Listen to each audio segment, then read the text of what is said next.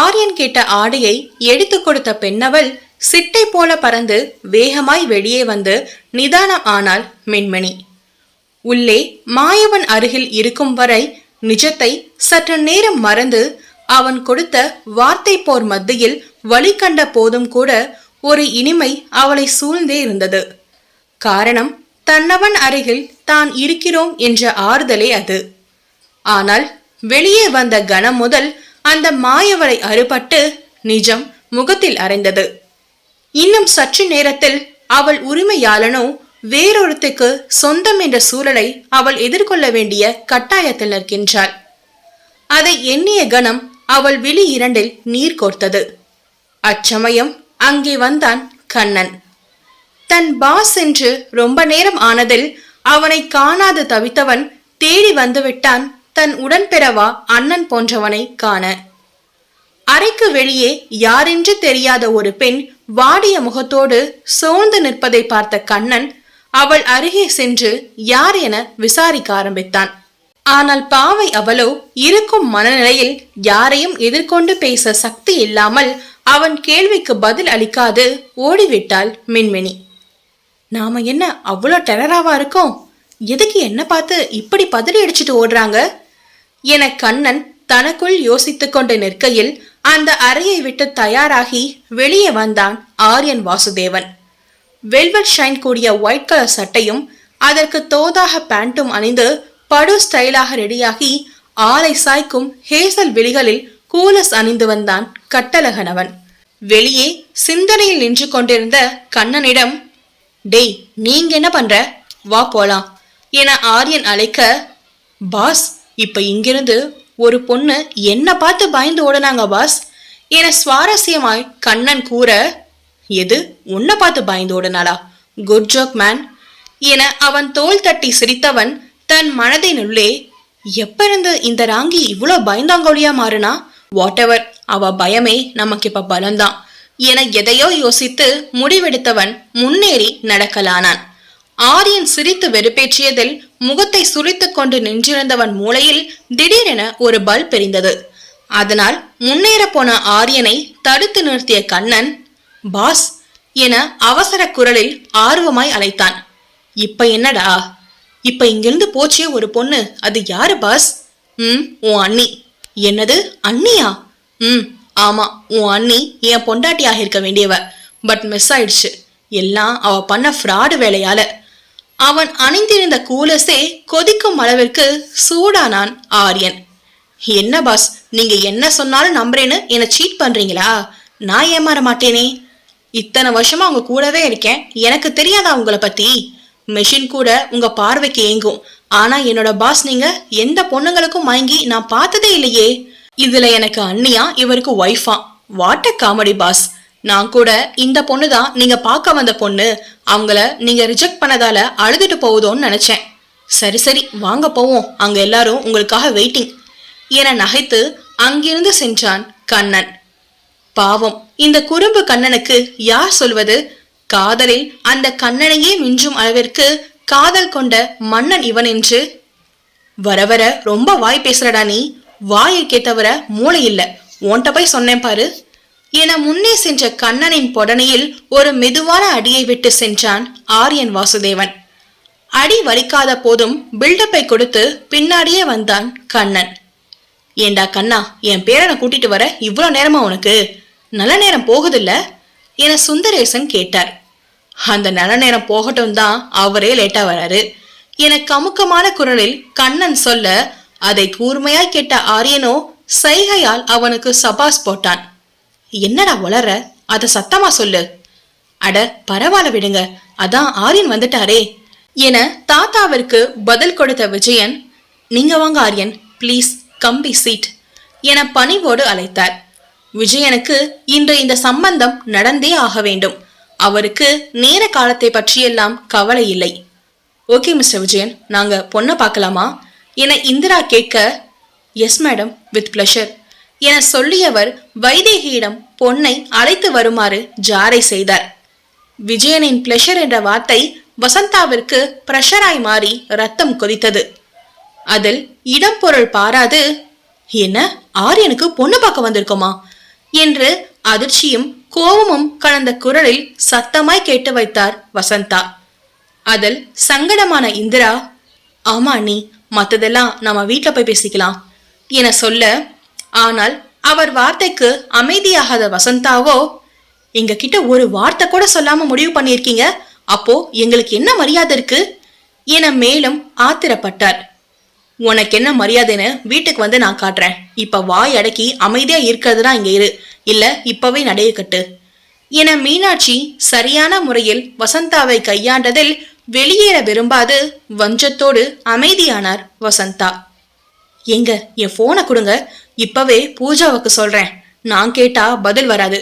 கூட பிறந்த அண்ணங்காரனையே மதிக்காம சொல்லாம இப்படி ஒரு விசேஷம் நடக்குதுல்ல, இதுக்கு அவதான் சரி என சொல்லி போனை தருவதற்குள் பிடுங்கிக் கொண்டு வெளியேறியவர் போனில் பற்ற வைத்த நெருப்பில் அங்கே பற்றி எரிந்தாள் பூஜா. இவ்வளவு கலைபரத்திலும் ஆரியனின் கண்கள் பூவை சுற்றி வரும் வண்டு போல மின்மினியை மட்டுமே சுற்றி வட்டமிட்டது. பூரணியின் பக்கத்தில் அமைதியாய் அமர்ந்திருந்தவளை விடாது ஆனவன் பார்த்ததில் அவள் ஆடை கூட வெட்கம் கொள்ளும். ஆடைக்கு உணர்வில்லை, ஆனால் பாவைக்கு உண்டலவா?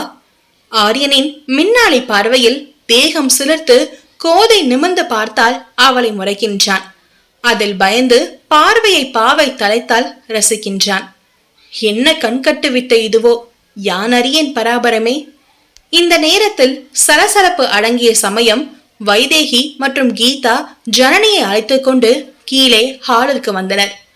மின்மினியின் காதல் இதயமோ கவலைக்கிடம். எல்லாருக்கும் வணக்கம் சொல்லுமா என வைதேகி சொல்லிக் கொடுக்க அதன்படி செய்தாள் ஜனனி. இந்திராவும் மீனாட்சியும் பெண்ணை பார்த்துவிட்டு அர்த்தமாய் ஒருவரை ஒருவர் நோக்கி புன்னகைத்தனர்.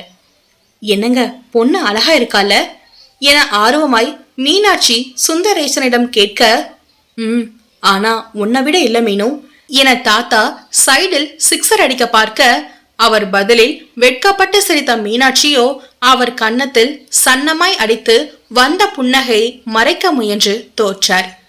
இவர்கள் அருகில் அமர்ந்திருந்த கண்ணனோ, பாட்டி இதே பிட்டத்தான் தாத்தா அந்த ஹோட்டல் ஆண்டிகிட்டையும் போட்டாரு என சொல்லி தாத்தாவின் சிக்ஸரை கேட்ச் பிடித்து அவுட் ஆக்கி விட்டான் கண்ணன். அடே கிராதகா, இருடா உன்னை இன்னைக்கு உண்டு இல்லைன்னு ஆக்குறேன் என ஓடி போக பார்த்த கண்ணனை பிடித்து வெளுக்க போன சுந்தரேசனை, நீங்க அவனை வெளுக்கிறது இருக்கட்டும், வீட்டுக்கு வாங்க, உங்களுக்கு இருக்கு, இப்ப அமைதியா உட்காருங்க ரெண்டு பேரும் என சொல்லி அவர்களை அடக்கினார் மீனாட்சி. மேடம், இதான் என் பொண்ணு ஜனனி, காலேஜ் முடிச்சுட்டு எக்ஸ்ட்ரா கோர்ஸ் பண்ணிட்டு இருக்கா என விஜயன் அறிமுகம் கொடுக்க, கீதாவோ, ஜனனி போய் மாப்பிள்ளை பக்கத்துல உட்காரு, உங்க ஜோடி எப்படி இருக்குன்னு நாங்க பாக்குறோம், போடி வெக்கப்படாத என சொல்லி கிட்டத்தட்ட அவளை தன் தங்கையை இழுத்து சென்று ஆரியன் அமர்ந்திருந்த சோபாவின் அருகில் அமர்த்தியே விட்டாள் கீதா. மின்மினியின் எதிரே ஜோடியாய் அவர்கள். அவள் கண்கள் என்ன சாபம் பெற்றதோ இத்தகைய காட்சியை காண. அத்தனை காதல் எல்லாம் இத்தனை வழிகளை சுமப்பதற்கு தானா? ஏக்கம் ததும்பிய விழிகளோடு ஆரியனை ஏறிட்டாள் மின்மினி. ஆனால் அவனிடத்தில் இவள் கொண்ட வழியில் சிறிது கூட அவன் வதனத்தில் தென்படாததை கண்டு இதயம் நொறுங்கி போனது காதலிக்கு. சுற்றி இருந்த அனைவரின் மேலும் கோபமாய் வந்தது. அவளை இந்த நிலையில் நிறுத்தியது அவர்கள்தானே என்ற கோபம். ஆனால் பாவப்பட்ட பெண்ணால் அழுவதை தவிர வேறென்ன செய்திட முடியும்? இங்கே மனமுடைத்து அழுகவும் அவளுக்கு வாய்ப்பில்லை. பாரங்கள் எல்லாம் பாறையை உருமாறி நெஞ்சை அழுத்த சொல்லில் வடிக்க முடியா வழி கண்டாள் காரிகை. இருவர் சேர்ந்து வாழ எவையெல்லாம் தேவையில்லையோ அதெல்லாம் தான் இங்கே திருமணத்தை நிர்ணயம் செய்கிறது. பாவையின் விழிகளும் ஏங்கியது கை தவறி போன அவன் விரல்களோடு விரல் கோர்க்க. அவள் துடிப்பதை ரசனையோடு பார்த்தான் பொல்லா காதலன். ஆரியனின் அருகில் ஜனனி அமர்ந்திருப்பதை கண்கொண்டு பார்க்க இயலாது மின்மினி பூரணியிடம் மட்டும் சொல்லிவிட்டு அங்கிருந்த மற்றவர்களின் கவனத்தை கவராமல் மெதுவாக எழுந்து தோட்டத்தின் பக்கம் சென்றாள் பாவை. ஆனால் தன் வேட்டையின் மீதே கவனம் வைத்திருந்த அரிமா அவனின் கண்களோ அவள் நகர்ந்த அடுத்த கணம் இதுவரை மந்தகாசமாய் சிரித்திருந்த இதழ்களில் இறுக்கத்தை தத்தெடுத்துக் கொண்டு தன் பக்கத்தில் அமர்ந்திருந்த பெண்ணை விட்டு தள்ளி அமர்ந்தான் ஆரியன் வாசுதேவன். கதிரவனோ, அடடே ஜோடி பொருத்தம் அட்டகாசமா இருக்கு போங்க எங்க ஜனனி முகத்துல இப்பவே கல்யாண கலை வந்துருச்சே என சொல்ல, அச்சமயம் பூஜாவிடம் பற்ற வைத்துவிட்டு வந்த வசந்தாவோ இந்த சம்பந்தத்தை முறியடிக்க வேண்டும் என்ற எண்ணத்திலே பேச ஆரம்பித்தார். ஆமாமா, எங்க ஆரியன் மாதிரி வசதியான மாப்பிள்ளை கிடைக்கும் போது களை வரத்தானே செய்யும் என இடக்காக வசந்தா சொல்ல, அதில் சங்கட்டம் கொண்டு விஜயன் இந்திராவை பார்த்தார். இந்திராவின் குடும்ப வசதியை ஒப்பிடுகையில் அவர் சற்று வசதியில் குறைவுதான். அண்ணி, நாம் ஒன்னும் இங்க வசதியை பார்த்து வரல, அதுவும் இல்லாம இவங்க ஒன்னும் இல்லாதவங்களும் இல்ல, இந்திரா அழுத்தமான குரலில் கூறினார். நான் அதுக்கு சொல்லல இந்திரா, நாளைக்கு கல்யாணத்துக்கு வர பெரிய மனுஷங்க எல்லாம் யாரு எந்த குடும்பம்னு விசாரிப்பாங்கல்ல, அப்போ நம்ம வசதிக்கு இணையா இவங்க இருந்தாதானே நமக்கும் சொல்றதுக்கு கௌரவமா இருக்கும். அப்படி இவங்க வசதியில என்ன குறை கண்டனி? ஓ நிலைமை என்னங்கிறது மறந்து போச்சா என மீனாட்சி பாட்டி கோபமாய் கேட்டார். வசந்தாவின் சுயமரியாதை இங்கு அடிபட்டாலும் அதை பற்றி தற்சமயம் கவலை கொள்ளவில்லை அவர். ஏனெனில் இந்த சம்பந்தம் நடக்கக்கூடாது என்பது மட்டுமே அவர் குறிக்கோளாய் இருந்தது. என்ன பத்தி விடுங்க, என்ன குறைன்னு தானே கேட்டீங்க? இதோ இந்த வீட்டோட மூத்த மாப்பிள்ள இருக்காரே, அவரு சாதாரண மாத கூலிக்கு வேலைக்கு போறாரு. அவர் குடும்பமும் வசதியில ஒன்னும் இல்லாத குடும்பம். நாளைக்கு நாம இவங்களையும் தானே சம்பந்தி சொந்தம்னு அறிமுகப்படுத்தணும். அதுலயும் இவங்க பொண்ணு காதலிச்சு ஓடி போய் தான் கல்யாணமே பண்ணியிருக்கு. இந்த லட்சணத்துல ரெண்டாவது பொண்ணு மட்டும் ஒழுக்கமா இருக்குமா? வசதி இல்லைனாலும் ஒழுக்கம் தானே நம்ம குடும்பத்துக்கு முக்கியம்னு சொல்லுவீங்க. அப்புறம் எதை நம்பி இந்த குடும்பத்துல பொண்ணு எடுக்கிறது? நாளைக்கே இந்த பொண்ணு அவ அக்கா மாதிரி ஓடி போச்சுன்னா நம்ம மரியாதையும் தானே போகும் என ஒரே போடாக போட்டு முடித்தார் வசந்தா. வசந்தாவின் கூற்றை கேட்ட விஜயனுக்கு அவமானமாக இருந்தது. முடிந்த கதை என்றாலும் இந்த சம்பந்தம் இதனால் போய்விடுமோ என்ற பதட்டம் அவருக்கு ஏற்பட்டது. பூரணிக்கு இதையெல்லாம் கேட்டு சங்கட்டமானது. அவர் வளர்ப்பும் அல்லவா அங்கே எடை போடப்படுகிறது. கதிரவனும் வேதனையோடு கீதாவை பார்த்தான். ஆனால் கீதாவின் முகத்திலோ வசந்தாவின் கூற்றை கேட்டு கோபம் நர்த்தனமாடியது. ஏய், இதெல்லாம் உனக்கு யார் சொன்னது? நீ பாட்டுக்கு ஏதாச்சும் உளராத என மீனாட்சி வசந்தாவை திட்டினார். நான் ஒன்னும் இல்லாததை சொல்லல, உண்மையா பொய்யான்னு அந்த பொண்ணோட அப்பாட்டையே கேளுங்க என சொல்லி முகத்தை சிலுப்பினார் வசந்தா தெனாவெட்டாக. பூஜாவிடம் வெளியே சென்று பேசிய கேப்பில் அக்கம் பக்கத்தினிடம் விசாரித்து விஜயனின் குடும்பத்தை பற்றிய மொத்த தகவலையும் வாங்கி வந்துவிட்டார் கில்லாடி வசந்தா. தற்சமயம் எல்லாரின் கவனமும் விஜயன் வைதேகிபுரம் திரும்பியது. ஆனால் விஜயன் பதில் சொல்ல தொடங்கும் முன் தன் இருக்கையில் இருந்து வேகமாய் எழுந்த ஆரியன், வாட் இஸ் திஸ் நான்சென்ஸ்மா? இங்க பொண்ணு பார்க்க வந்தோமா இல்ல விசாரணை செய்ய வந்தோமா? தேவையில்லாம என் டைமை தான் நீங்க எல்லாம் வேஸ்ட் பண்ணிட்டு இருக்கீங்க. நீங்க பேசி முடிவு பண்ணிட்டு என்ன கூப்பிடுங்க, இப்ப நான் கிளம்புறேன் என ஆரியன் கோபமாய் கூறினான். ஆரியன், நீ எங்கேயும் போக வேண்டாம், தேவையில்லாத விசாரணையும் இங்க வேணாம். நீ ஃபர்ஸ்ட் போய் ஜனனியோட பேசு, இங்க மத்தத நான் பாத்துக்கிறேன் என சொல்லிய இந்திரா விஜயனிடம், உங்க பொண்ணை அனுப்பி வைங்க, அவங்க பேசி முடிவெடுக்கட்டும் என சொன்னார். அதில் மகிழ்ச்சியான விஜயன், இதோ இப்ப அனுப்புறேன் மேடம் என சொல்லியவர் தன் மகள் ஜனனியை பார்த்து, ஜனனி போமா, கார்டனுக்கு போய் பேசிட்டு வந்து நல்ல முடிவா சொல்லுங்க என அனுப்பி வைத்தார். அதில் நல்ல முடிவை சொல்லியே ஆக வேண்டும் என்ற மறைமுக கட்டளையும் ஒளிந்தே இருந்ததை ஆரியன் புரிந்து கொண்டான். வாங்க என ஆரியனை அழைத்து முன்னேறி சென்றாள் புது பெண் அவள். அதை பொறுக்காத வசந்தாவோ, இந்திரா என்ன இது, நான் இத்தனை சொல்றேன், நீ அதை என்னன்னு கேட்காம நம்ம பையனை அனுப்பி விடுற என கோபமாய் கேட்டார். வசந்தா, நீ அமைதியாரு முதல்ல என அகத்தியன் அடக்க பார்க்க, ஆனால் அடங்காத பெண்மணி அவரோ தன் ஒரே உஷ்ண பார்வையில் தன் கணவனின் வாயை மூடிவிட்டார். ஒரே பார்வையில நம்மள மட்டும் ஆஃப் பண்ணிடுறாளே, இந்த வித்தை தான் நமக்கு வரமாட்டேங்குது என அகத்தியன் ஒரு பக்கம் புலம்பிக் கொண்டு இருக்க, இந்திராவோ, அண்ணி நீங்க சொன்னது எல்லாமே நடந்து முடிஞ்ச விஷயம். நாம இப்ப பார்க்க வந்தது ஜனனியத்தானே தவிர கீதாவை இல்ல.